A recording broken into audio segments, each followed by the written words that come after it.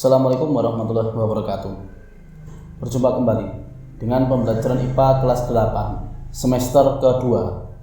Pada kesempatan kali ini kita akan melanjutkan pembahasan tentang sistem ekskresi pada manusia. Untuk pertemuan kali ini kita akan membahas tentang kulit dan paru-paru.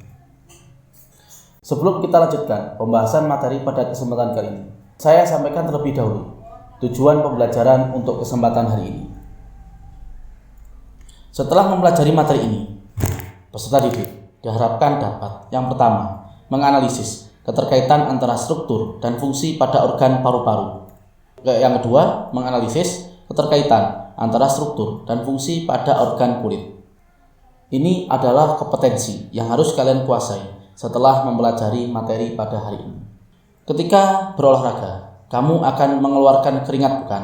Kulit berperan dalam pembentukan dan pengeluaran keringat. Selain menjaga suhu tubuh, berkeringat juga berfungsi untuk mengeluarkan zat sisa metabolisme. Organ tubuh manakah yang memiliki peran dalam pembentukan keringat? Dan bagaimana tubuh membuat keringat? Kulit berperan dalam pembentukan dan pengeluaran keringat. Selain sebagai organ ekskresi, kulit juga memiliki fungsi yang pertama, melindungi jaringan di bawahnya dari kerusakan-kerusakan fisik karena gesekan, penyinaran, berbagai jenis kuman dan zat kimia berbahaya. Yang kedua, mengurangi kehilangan air dalam tubuh, mengatur suhu tubuh, dan menerima rangsangan dari luar. Untuk memahaminya, perhatikan gambar berikut. Pada gambar berikut, kita ketahui bahwa kulit memiliki dua lapisan, yakni epidermis dan dermis. Yang pertama adalah lapisan epidermis. Epidermis merupakan lapisan kulit paling luar yang tersusun atas sel-sel epitel yang mengalami keratinisasi. Pada lapisan epidermis tidak terdapat pembuluh darah maupun serabut saraf. Pada lapisan epidermis masih terdapat beberapa lapisan kulit, antara lain stratum corneum yang merupakan lapisan kulit mati dan selalu mengelupas, dan lapisan stratum granulosum yang mengandung pigmen melanin. Yang kedua adalah lapisan dermis. Lapisan dermis terdapat di bawah lapisan epidermis. Pada lapisan dermis terdapat otot penggerak rambut, pembuluh darah, pembuluh limfa, saraf, kelenjar minyak, dan kelenjar keringat. Kelenjar keringat berbentuk seperti pembuluh panjang. Mangkal kelenjar keringat menggulung dan berhubungan dengan kapiler darah dan serabut saraf. Serabut saraf akan meningkatkan kerja kelenjar keringat sehingga merangsang produksi keringat.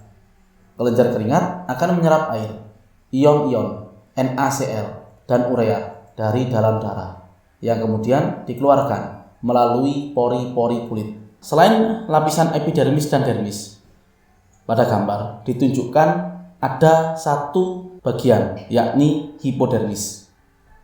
Di bawah lapisan dermis terdapat lapisan hipodermis. Lapisan hipodermis bukan merupakan bagian dari kulit, namun merupakan kumpulan jaringan ikat yang berfungsi melekatkan kulit pada otot. Lapisan hipodermis banyak tersusun atas jaringan lemak, sehingga juga berfungsi menjaga suhu tubuh. Selanjutnya adalah paru-paru. Pembahasan tentang organ paru-paru sudah banyak dibahas pada materi sistem pernapasan. Selain berfungsi sebagai alat pernapasan, paru-paru juga berfungsi sebagai alat ekskresi.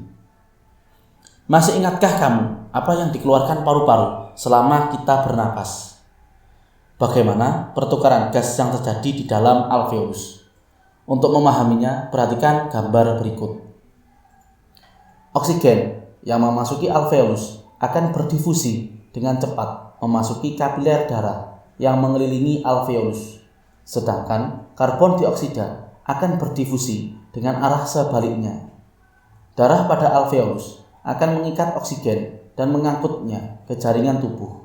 Di dalam pembuluh kapiler jaringan tubuh, darah mengikat karbon dioksida atau CO2 untuk dikeluarkan bersama uap air.